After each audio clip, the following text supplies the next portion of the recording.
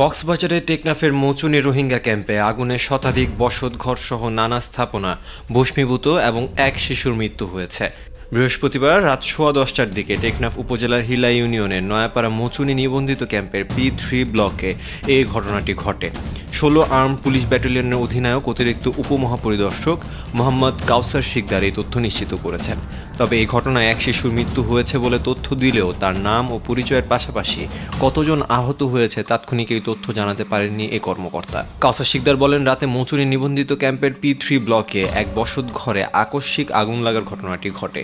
এতে মুহূর্তে আগুন আশেপাশের ঘর ও স্থাপনায় ছড়িয়ে পড়ে। এ সময় এপিবিএন পুলিশের পাশাপাশি স্থানীয় রোহিঙ্গারা আগুন নিয়ন্ত্রণের চেষ্টা চালায়। পরে খবর পেয়ে টেকনাফ ফায়ার সার্ভিস স্টেশনের 2টি ইউনিট ঘটনাস্থলে পৌঁছে আগুন নিয়ন্ত্রণের কাজ শুরু করে। প্রায় 1 ঘন্টা চেষ্টার পর আগুন নিয়ন্ত্রণে আনতে সক্ষম হয় ইউনিট দুটি। আগুনের সূত্রপাতের কারণ জানার পাশাপাশি ক্ষয়ক্ষতির পরিমাণ নির্ধারণে ফায়ার সার্ভিসের কর্মীরা কাজ করছে বলে জানান তিনি।